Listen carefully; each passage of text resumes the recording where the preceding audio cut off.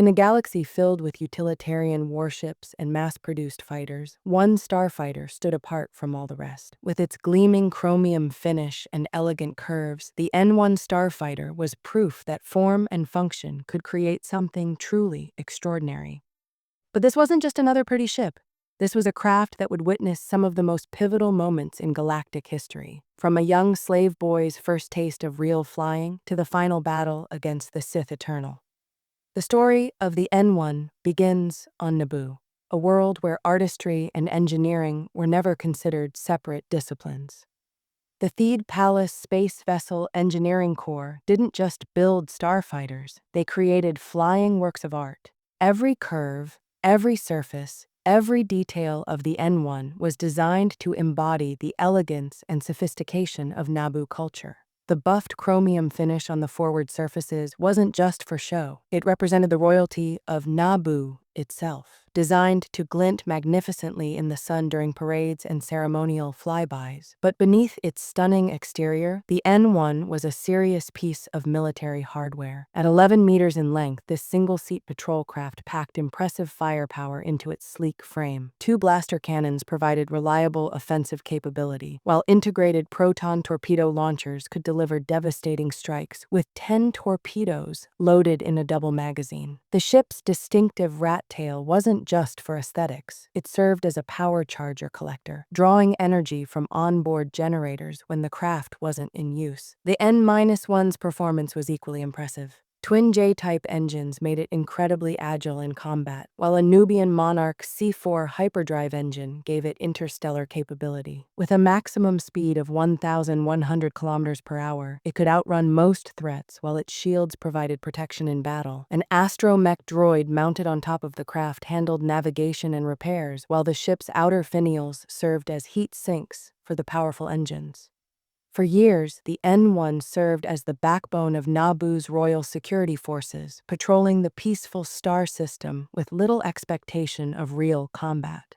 The pilots of Naboo's Spacefighter Corps were well-trained, but inexperienced in actual warfare. That all changed in 32 years before the Battle of Yavin, when the Trade Federation imposed a blockade on Naboo that would escalate into a full-scale invasion. When Queen Padme Amidala escaped the planet with the help of 2 Jedi, she left behind a world under siege. The Trade Federation's massive droid army had captured the capital city of Theed, forcing the Naboo people into prison camps while battle droids patrolled the streets. For the first time in generations, the N-1 starfighters would face real combat against a determined enemy. The moment of truth came during the Battle of Naboo, when Queen Amidala returned with a desperate plan to liberate her homeworld. While Gungan forces engaged the droid army on the ground and the Queen's strike team infiltrated the palace, Naboo's pilots would launch a desperate assault on the Trade Federation's droid control ship, orbiting high above the planet. The pilots of Bravo Squadron knew the odds were against them. The Vutun Pala was a massive battleship, bristling with defensive weapons, protected by vulture droids and automated turrets. But the N-1's speed and agility gave them a fighting chance. Led by Captain Rick Ollier, the Naboo pilots weaved through the ship's defenses, their chrome fighters dancing between laser blasts as they searched for a weakness in the massive vessel. Then something unexpected happened. A young boy named Anakin Skywalker, who had been trying to hide in one of the N-1 cockpits, accidentally triggered the ship's autopilot and found himself swept into the middle of the space battle. What should have been a disaster became a miracle. Guided by instincts he didn't understand and reflexes that seemed superhuman, 9-year-old Anakin piloted his N-1 directly into the droid control ship's hangar bay. "Now this is pod racing," Anakin shouted as he flew through the ship's interior corridors, somehow avoiding every obstacle and defensive system. When he fired a pair of proton torpedoes into the starboard main reactor, the resulting explosion destroyed the massive vessel from within. In an instant, every battle droid on Naboo shut down, ending the invasion and securing freedom for the planet.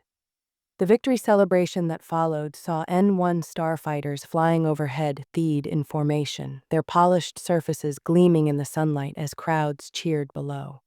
But this was just the beginning of the N-1's role in galactic history. A decade later, the galaxy was on the brink of war once again. Senator Amidala, formerly Queen of Naboo, was traveling to Coruscant to vote on the Military Creation Act when assassins struck. 3 N-1 starfighters escorted her royal starship to the capital, but the bounty hunter Zam Wessel had prepared a deadly surprise. A bomb hidden aboard the ship exploded shortly after landing, destroying the vessel and killing Senator Amidala's decoy. The blast was so powerful that flying debris knocked one of the escorting N-1s off the landing platform, a reminder that even on Coruscant, nowhere was truly safe. During the Clone Wars that followed, N-1 starfighters continued to serve Naboo's defense forces. The elegant fighters found themselves adapted for new roles, including training missions where Jedi Padawan Ahsoka Tano taught Senator Amidala advanced starfighter combat techniques.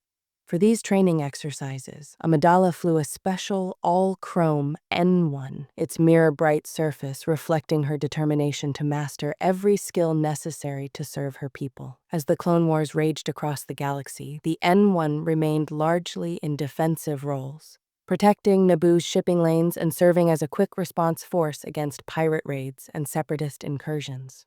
But the ship's most important battles were yet to come.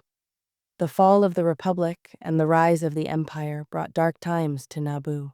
Emperor Palpatine, secretly a native of the world, had no sentimental attachment to his homeworld. When the second Death Star was destroyed at the Battle of Endor, Palpatine's posthumous orders triggered Operation Cinder, a systematic campaign to devastate worlds loyal to the Empire, including Naboo itself. Imperial satellites began manipulating Naboo's weather patterns, creating massive storms that threatened to tear the planet apart.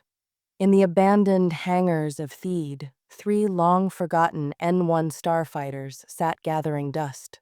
Rebel leader Leia Organa, ace pilot Shara Bey, and Naboo's Queen Saruna powered up these vintage fighters for one final mission. Flying through hurricane-force winds and devastating lightning storms, they managed to destroy the Imperial satellites and save Naboo from destruction. The N-1's story didn't end with the Empire's fall. Years later, on the desert world of Tatooine, a Mandalorian bounty hunter named Din Djarin found himself in need of a new ship after his beloved Razor Crest was destroyed.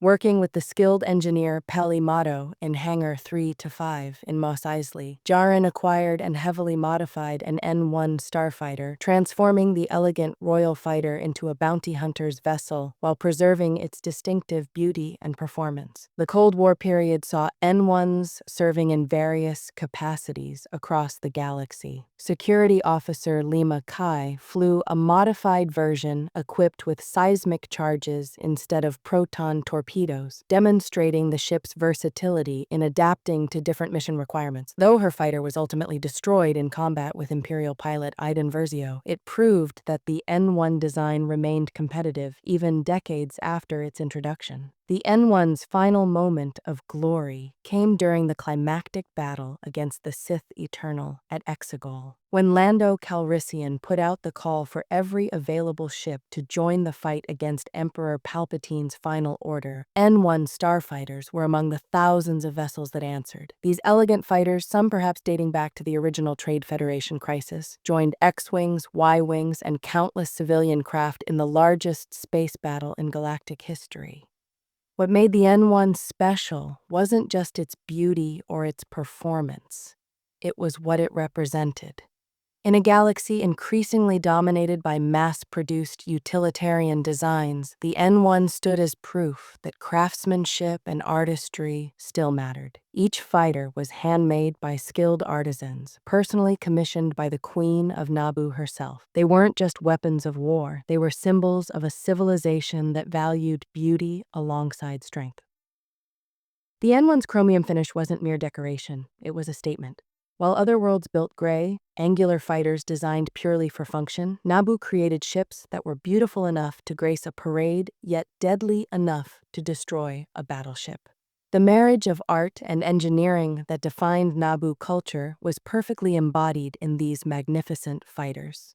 From Anakin Skywalker's first taste of real flying to the final battle against the Sith, the N-1 Starfighter witnessed and participated in some of the most important moments in galactic history. Its pilots included queens and rebels, bounty hunters and security officers, Jedi and ordinary citizens who rose to extraordinary occasions. But perhaps the N-1's greatest legacy is its proof that you don't have to choose between form and function. In a galaxy that often seemed to prioritize efficiency over elegance, these beautiful fighters demonstrated that the best designs could achieve both. They were fast enough to escape Imperial pursuit, tough enough to survive combat, and beautiful enough to inspire awe in all who saw them. The Royal Naboo N-1 Starfighter stands as a testament to the power of thoughtful design and skilled craftsmanship. In a universe of endless war and conflict, it reminds us that even weapons of war can be works of art, and that true excellence comes from refusing to compromise between beauty and performance. Long after the last N-1 has made its final flight, its legacy will endure as an example of what happens when engineering meets artistry and function meets form in perfect harmony.